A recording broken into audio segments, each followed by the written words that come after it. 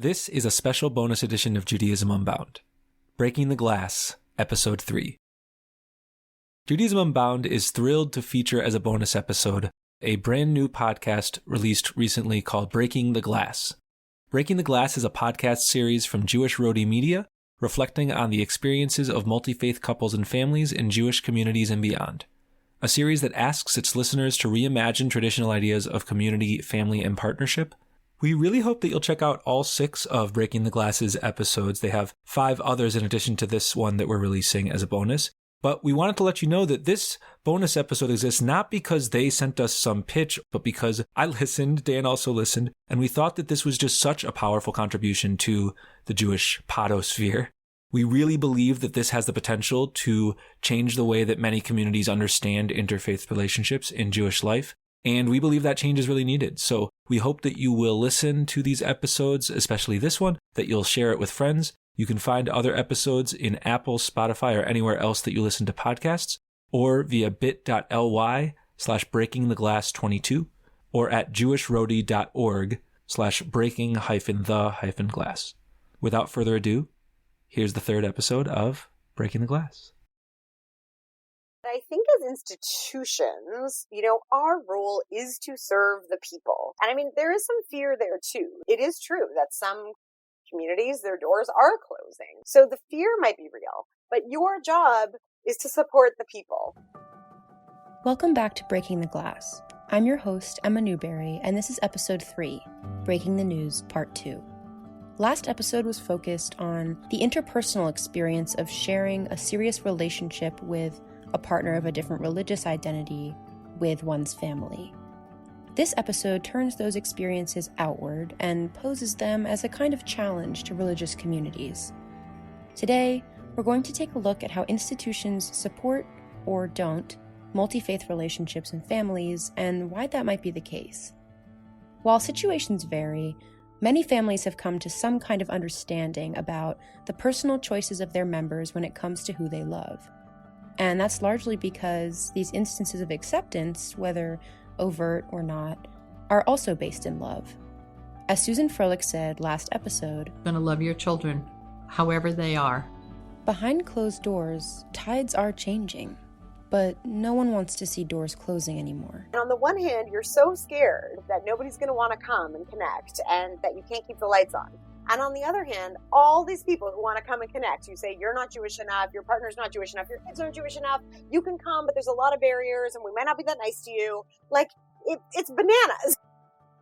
In short, siloing our community doesn't help anyone. Not synagogues, churches, mosques, and other faith communities when it comes to attendance and vibrance of their populations, and certainly not multi-faith couples who want to feel comfortable and welcome to engage with their communities. As Imam Imad Saeed, one of the few imams performing interfaith marriage ceremonies today, puts it, a lot of these people don't want to live 2 separate lives. They want to just be who they are, and that's who they are, and they still want to engage in their community. So this episode is going to be a bit different from the last one for a couple of reasons. Number 1, the focal point here is less on people with direct connections to multi-faith partnerships and more on institutions who serve them, or claim to.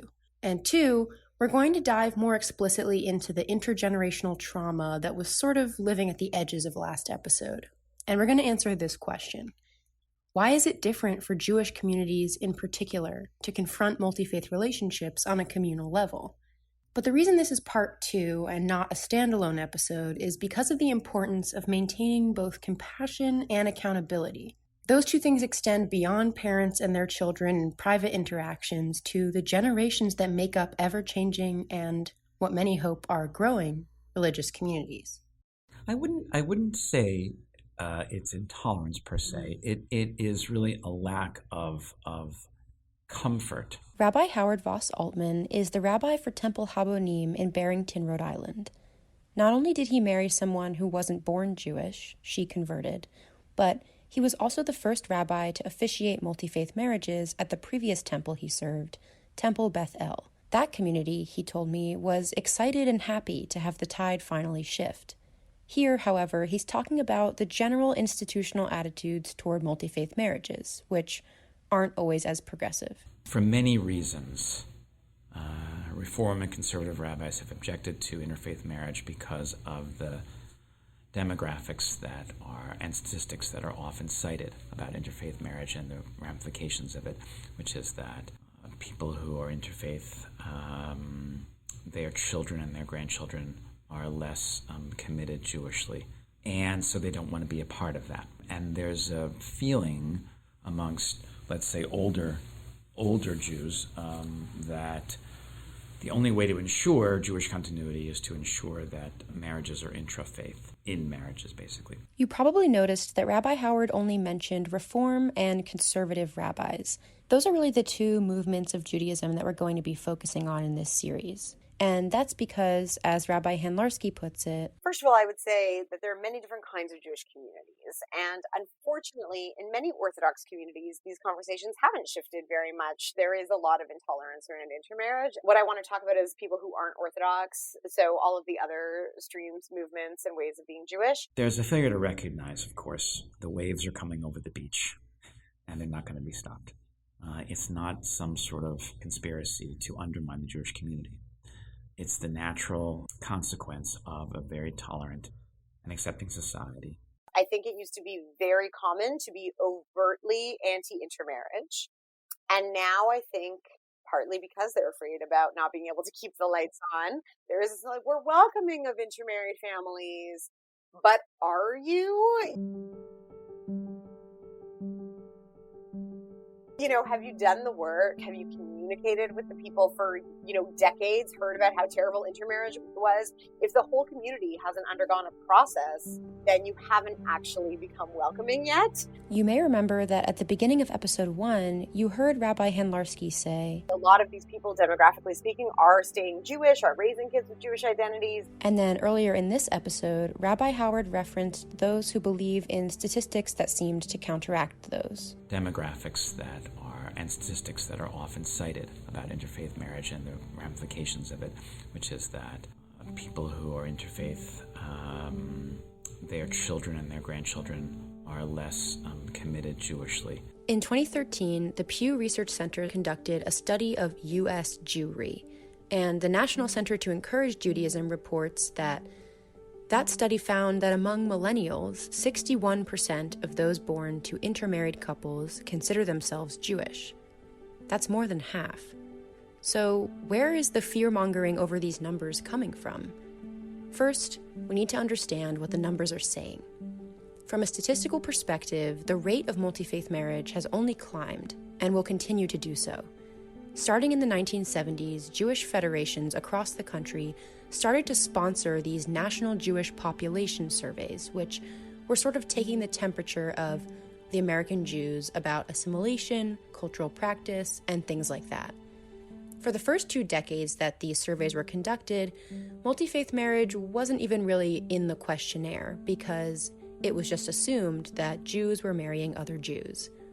That's why, during the NJPS survey in 1990, there was a number that shocked everyone. That study found that the rate of multi-faith marriage among Jews who were not Orthodox over the previous 5 years was 52%. This sent Jewish institutional leaders across denominations of Judaism into a complete uproar. It's amazing how powerful narrative can be, and that narrative that intermarriage will destroy the Jews is so strong in people's minds. In a 1991 essay collection, author and literary critic Leslie Fiedler referred to the statistic as the silent Holocaust, describing himself as a terminal Jew, the last of a 4,000-year line.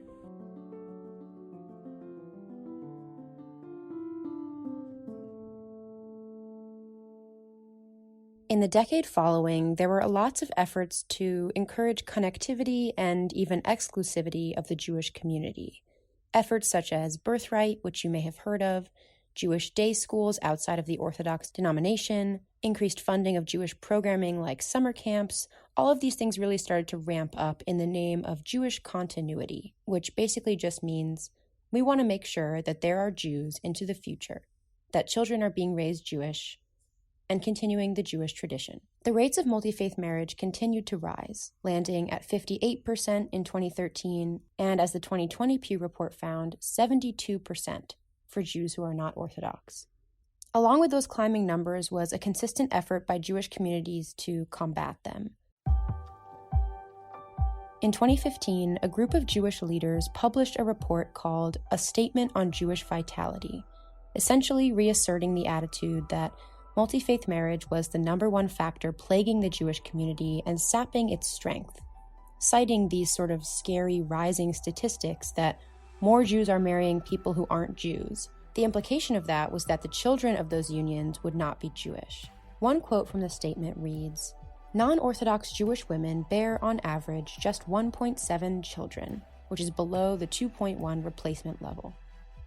Here's me giving you an aside that, for those who don't know, the replacement level means the amount of Jews that would need to be brought into the world to restore pre-Holocaust population count across the world. The statement then says, "And owing to intermarriage, many of those children will identify as non-Jews when they grow up." So, the numbers are there, or I should say, numbers are in that phrase, but the emotional and hypothetical leap that sentence takes is sort of a microcosm of the reaction of many communities to numbers that, if taken differently, could actually help them. Ed Case, founder of Interfaith Family, was at the forefront of thinkers and writers trying to push back against this terminal diagnosis of the Jewish community.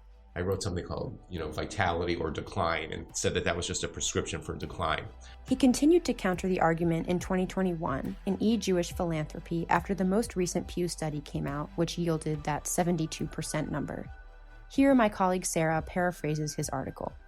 Ed gathered information from the Pew Report that points to a high level of engagement among multi-faith families in Jewish life. They share holidays and cultural observance with family and friends, both Jewish and not. Maybe most interestingly, he points out that only 27% of surveyed multi-faith couples felt a sense of belonging in the Jewish community, while 72% of surveyed couples in Jewish faith marriages reported feeling a great deal of belonging in the Jewish community. Maybe it's not the climbing numbers, 52, 58, 72% of multi-faith marriage that we should be paying attention to. Maybe it's quite literally the reverse. While 72% of Jewish unions report feeling a great deal of belonging in the Jewish community, only 27% of multi-faith couples feel welcome. Could that be the reason why there's a perceived decline in Jewish continuity? Not because they don't want to be there, but because they're being turned away? I won't leave you hanging. The answer is yes. More on that after this short break.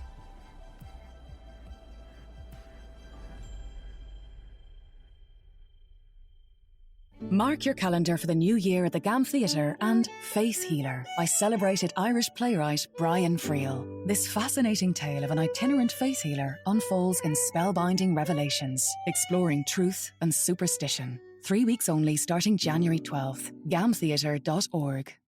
Welcome back.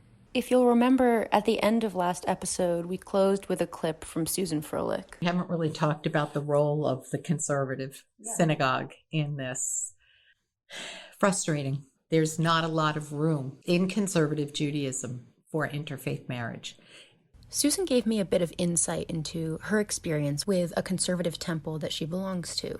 Even if a clergy feels he or she wants to do an interfaith marriage, they're not allowed to. I was very disappointed. Really, really disappointed. I did talk to one of our rabbis and I said, look, all of us are talking to each other. Can't we have some kind of a support group for parents so that you know how to talk to your kid? You don't want to alienate your kid. You want to embrace them. You want to make room for it. And that never happened. Even sometimes I know of cases where a rabbi has been very welcoming, but the community members aren't welcoming. Or the child at Sunday school gets bullied. So there can be many kind of iterations. And a lot of the guests I interviewed shared experiences like this too.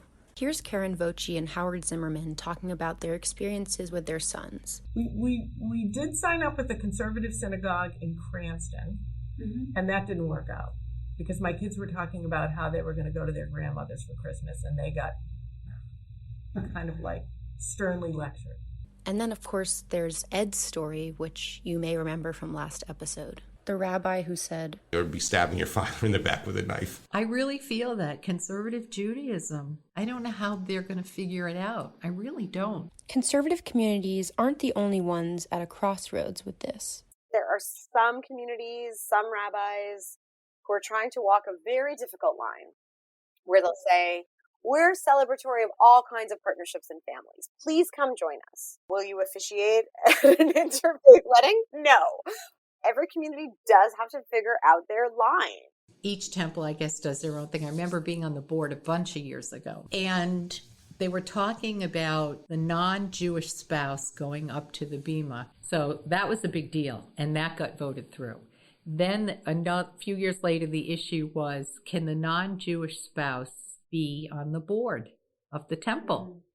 That was a huge decision and didn't go through right away. I don't even know if it is now because I'm not really involved in the temple. Then we talked about no interfaith marriage, but there could be a welcoming of that complete couple at a Shabbat service after their wedding. So that's kind of, I think, where it is now at Temple Emmanuel. It can be a little bit messy, and I would just say there needs to be just clear communication. What do you mean when you say you're welcoming of intermarriage or interfaith or intercultural families and partnerships? As I said before, conservative Judaism is not alone in this. We'll hear some stories from the Reform movement a little bit later in this episode. But what the conservative movement does have is an explicit rule on the books against multi-faith marriage. What I learned through my research is that there is actually an explicit mandate in the Conservative Rabbinical Assembly's Code of Conduct against performing, being part of, or even attending a multi-faith marriage. The most recent edits to this code were about 10 years ago, so there's no saying that it won't change in the future, but as we're thinking about changes that need to be made, or even change that is being made, we still have to think about what Rabbi Handlarski asked. There is like, we're welcoming of intermarried families, but are you? There have been rabbis who have quite literally been kicked out of the conservative movement for officiating multi-faith weddings. So this is what Susan meant by, even if a clergy feels he or she wants to do an interfaith marriage, they're not allowed to. The Atlantic reported that in 2016, Seymour Rosenblum, who was a rabbi in Philadelphia, wrote an op-ed about officiating the marriage of his stepdaughter and her husband, who wasn't Jewish. And after that was published, leaders of the Rabbinical Assembly actually expelled him after more than 40 years being part of that organization. It was a unanimous vote. My mom grew up going to a conservative synagogue, and I remembered her telling me, Dad's father, he was very happy for us, and he wasn't saying don't get married, or quite the opposite, but he just wanted to make sure we had explored some things. Somehow my parents' rabbi got wind of it and similarly felt we should discuss certain things, but I was really happy to hear anything that your grandfather had to say, but in terms of that rabbi, no, because I knew he didn't approve of interfaith Which marriage. grandfather are you talking about? Charlie, because his was very loving and not coming from some kind of doctrine, As one conservative rabbi reported to The Forward, a lot of conservative rabbis are looking for ways to circumvent this rule. The Rabbi Rolando Matalone of Congregation B'nai Jeshurun in New York, told The Forward, there are members of the Rabbinical Assembly doing it under the radar right and left. He actually resigned from the Rabbinical Assembly over this issue, and others are leaving too. Rabbi Emily Cohen, who now leads the West End Reconstructionist Synagogue in Manhattan, wrote into the publication Hey Alma about her experience having her mentor, a conservative rabbi, be forced to leave the conservative movement in order to officiate his daughter's and then Emily's weddings. Here's an excerpt from her article, which was published in early September 2022. Even knowing how encouraging Rabbi Citron was of my path, I knew that he would probably never be able to officiate my wedding.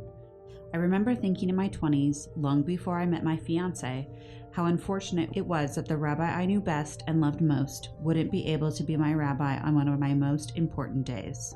I don't envy the conservative movement's position of having to try to balance strict adherence to Jewish law with the sociological evolution of the United States. I do know that when movement policy means a rabbi can't marry a rabbi to another Jew, there's something amiss. I know that interfaith families are the present and future of every progressive Jewish movement, and the choice of the conservative movement to bar its rabbis from fully celebrating those marriages is harmful. I know that my rabbi shouldn't have to leave the movement he's been a part of his whole life, 80 years, to perform his daughter's wedding and my own. And I know that by choosing welcome and love and connection at every opportunity, Rabbi Citron is making the Jewish world better. May I be so worthy as to grow into a rabbi like him. There are some people who have left Judaism and they aren't likely to raise Jewish kids. And often, to be honest, they came to be that way because the Jewish community became so insular and so hysterical about the question of intermarriage. Even people who weren't intermarried or the children of intermarriage got turned off. It was like, what, nobody wants to hear you must do this with your life and you have to love these people. And it seems very sort of closed and unwelcoming. And so it did turn a lot of people away. We'll be right back.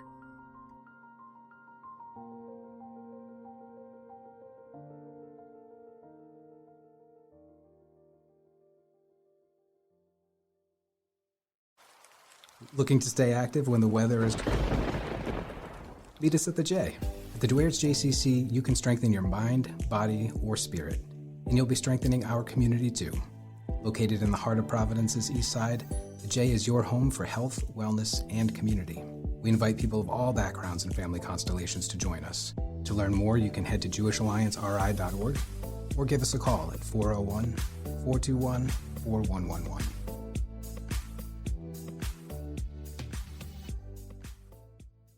When I spoke to Rabbi Handlarski that second time, I asked her, what is the institutional excuse among Reform and conservative communities for intolerance? So interesting, because you're saying, what is the excuse for intolerance? And others would be like, well, these are our, very Jewishly informed reasons. And they wouldn't say intolerance. They would say for trying to preserve Jewish unions, right? So even in the way we consider the question, I think some of our own perspectives and even biases sort of come through.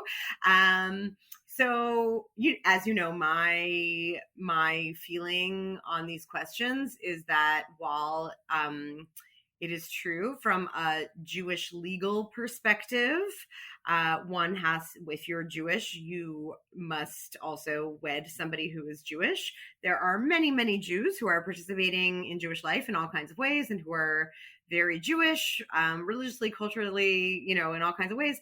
And they don't necessarily follow a lot of Jewish law.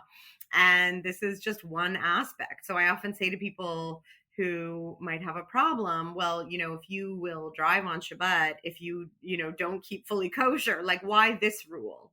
What is it about this rule that seems to you unbreakable, whereas others are less so? So just to answer your question, from the perspective of the very Orthodox, if you're trying to follow all the Jewish laws, this is simply one of them. And in many ways, that is the most consistent perspective, right? When you get into the other branches of Judaism, why this law is a question that I think people should really wrestle with.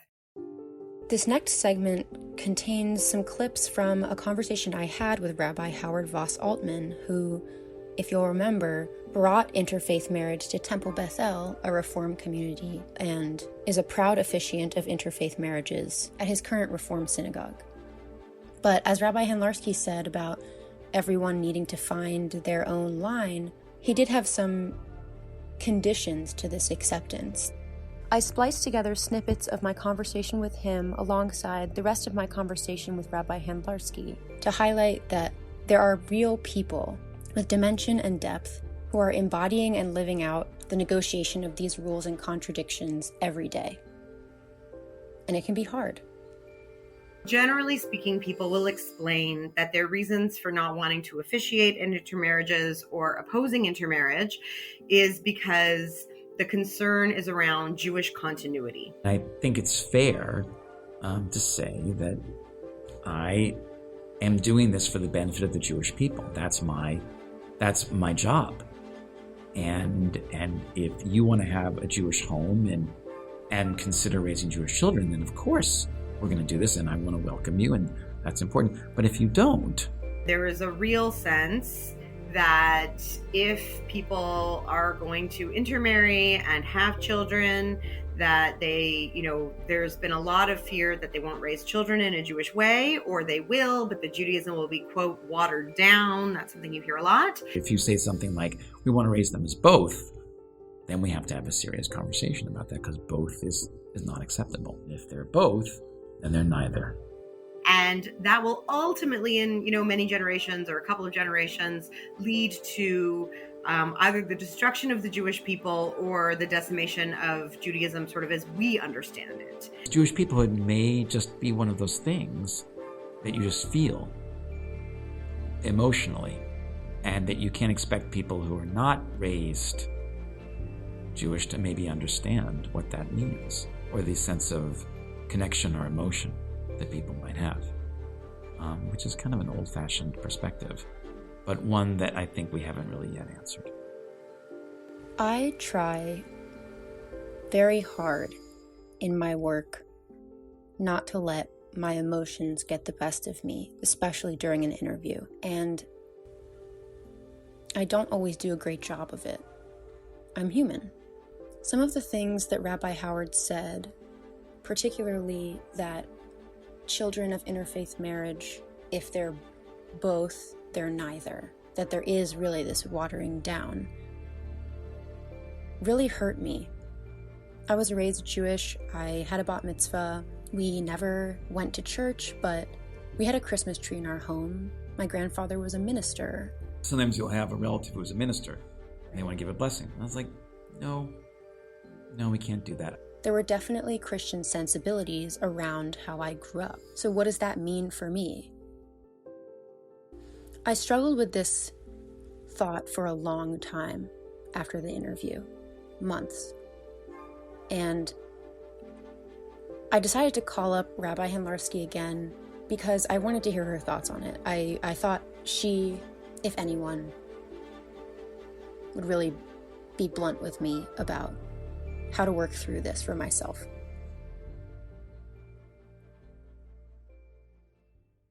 While I disagree with that perspective, I do think it's useful when we're in these conversations to approach it with some empathy and say, look, what you care about is the Jewish people.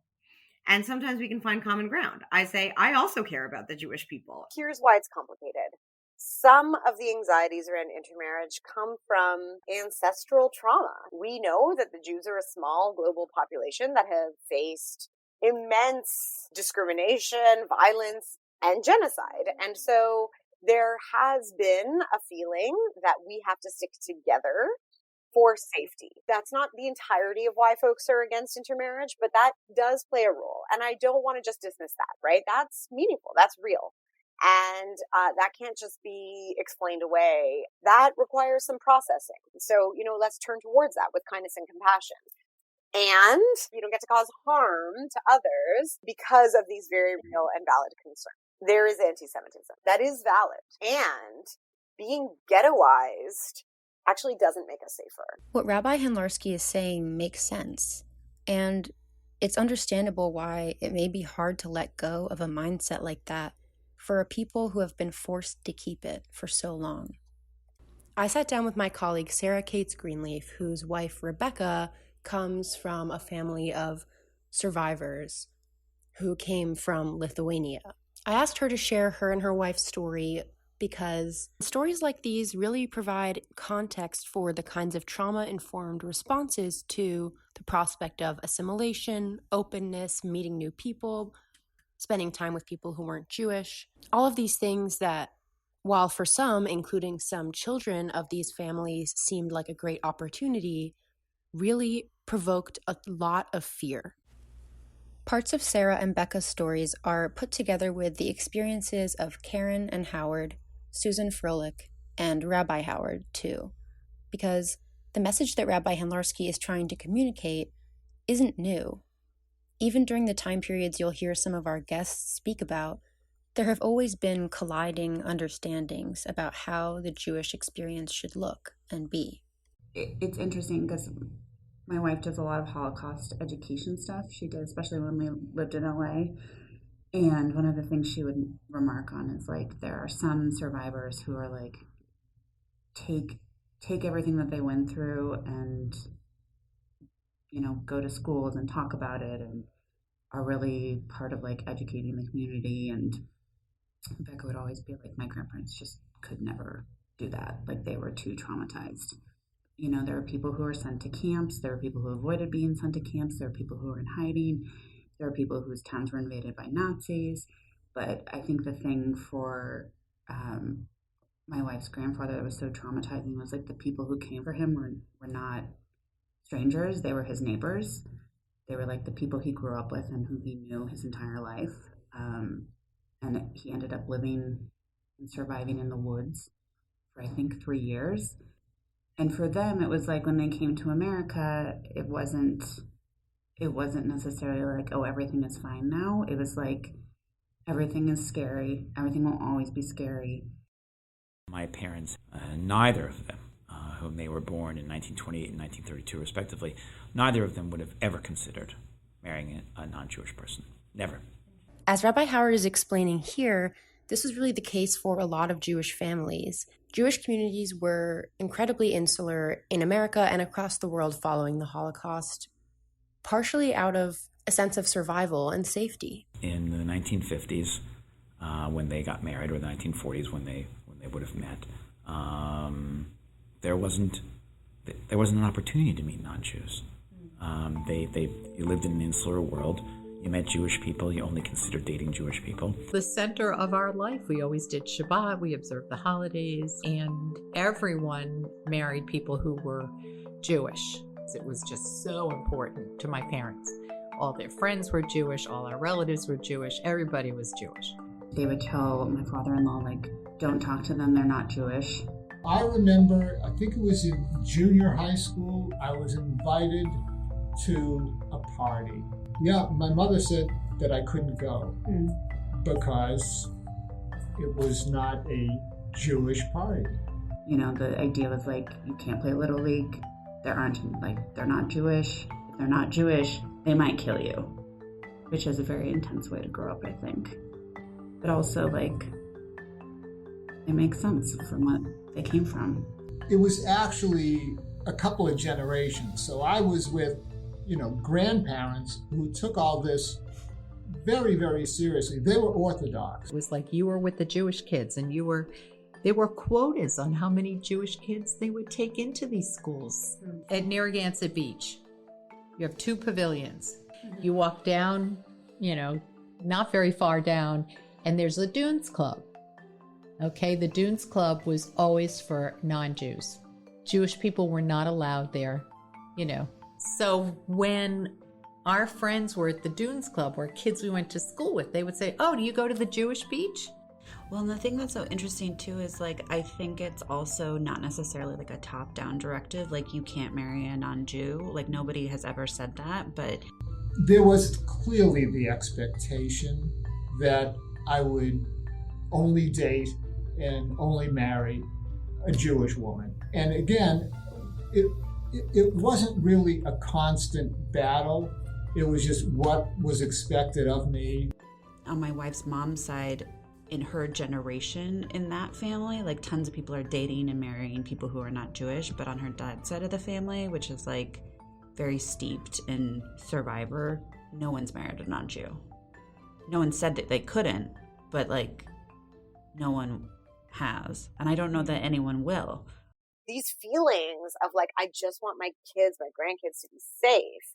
Yes, we all want that. So how can we work together to make sure we're combating anti-Semitism? We're, getting at the root of that without saying that we can only be with people who are also Jewish, right? Because it's not working. This requires, some trauma work, some body work, some healing work, some therapy. The fact that we live in open, diverse societies where people want to marry Jews is actually a good sign, that people love us. Like, isn't that wonderful? They used to universally hate us. Rabbi Handlarski is painting a picture of an open, diverse, and positive world where multi-faith marriage is not a threat to the Jewish community, but an asset. After all of these stories, you may be asking, What does that look like in a practical sense? For one perspective, we can turn to Imam Imad Saeed, who you heard briefly at the beginning of this episode. Yeah, super chuffed, Emma, and super happy that we've been able to kind of make this happen. This is Imam Imad Saeed. I wasn't sure what we were going to make of each other since I set up this interview via an Instagram DM. Imam Imad is young, with dark curly hair, an easy smile, and is full of Britishisms. I could see immediately why so many couples are drawn to him, beyond out of necessity. Born and raised in Woodford Green, an area of Essex County in the suburbs of London, he's now one of the only imams who officiates multi-faith ceremonies through his network, the London Nikah. He splits his time between London, New Jersey, and wherever ceremonies take him, on top of a full-time job. I was growing up in a very conservative paradigm, or in a conservative household, in conservative Islamic education. So I don't think at all my upbringing had anything in terms of forming my view as to where I am today. It more so happened after I had done my Islamic education. When you generally become what is known as a hafiz, a protector of the Quran, because people could get rid of all the Qurans in the world, but essentially it's in the hearts of obviously all these huffaz, as in plural, multiple hafiz. You get thrown into, I guess, certain religious customs. Within about 10 years of doing that, in my late 20s, I also then did a official imamship course in the UK, which exposed me to various areas that an imam can play a part in. And one of those areas was marriage. And through that, I started conducting marriage ceremonies, and they were mainly for Muslim couples at the time. And I guess I took on the consensus view at that time, so I didn't necessarily have to delve too deep into that. But then, the examples came of Muslim women wanting to marry non-Muslim men, most instances from an Abrahamic faith. I had to really think about, am I going to take a new path here and allow this couple to get married, or do I, in some sense, ostracize them? And eventually I kind of came to the conclusion that my faith teaches a lot about tolerance. One of the verses in the Quran that really helped me in this was, there is a verse in the Quran that says that there is no compulsion in religion. And I think when you think of it from that perspective, that there is no compulsion in religion, you cannot force anything upon anybody. If they want to believe, if they don't want to believe, you can't force that. Islam is a very tolerant faith, a very accepting faith, one in which we don't ostracize people regardless of their faith or religious background. And I really wanted these ceremonies to be representative of that, which is why back in 2017 is when I started conducting these interreligious or interfaith ceremonies. Imam Imad talked about the role of a hafiz, a protector of the Quran, the core text of Islam. That when it's in people's hearts, it's never really gone. It lives on. Maybe we can begin to understand our own approaches in the Jewish community, our relationship to and rejection of multi-faith unions, through this lens too. We want to protect what is sacred to us. Everybody does. I think we have to kind of go to the points of kind of tolerance and acceptance. It's so important, especially in today's day and age where there is a lot of division. There is, it's very easy to divide. It's very easy to have, to be us versus them. And, I think religion is meant to teach us to be able to overcome these things, to unite, and to live in tolerance and to live in harmony. Not us being able to live comfortably at the expense of another group. We have to, I guess, think from a much more higher level, a much more noble level when it comes to, applying our religious texts and in a way that is harmonious among various people.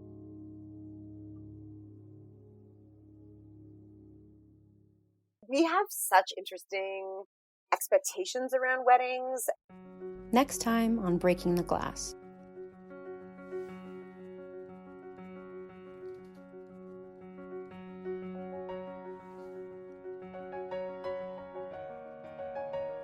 Yeah, it was beautiful because there were so many things that I learned, commonalities between Islam and Judaism just through that. Like little things like we call it the kitab, whereas in Jewish faith we call it the ketub. And it was a blend of religions and a blend of cultures. I wore a white wedding dress, but then afterwards we had Indian clothes, and there was Persian music, Indian music, there was dance music, there was old, the last song was Al Green's Let's Stay Together, which is my parents' wedding song, so there's so much going on. Stay tuned for our next episode, episode 4, Breaking the Glass. Like the breaking of the glass at the end. To break a glass at the end with my foot and break the glass. Breaking the glass. We broke the glass. Breaking of glass. Tips, tricks, and experiences of multi-faith couples and clergy who have officiated multi-faith weddings to see how people make their special day uniquely theirs. Thank you so much for tuning in. I hope you'll join me next time on Breaking the Glass. Today's episode was made possible by the Jewish Alliance of Greater Rhode Island.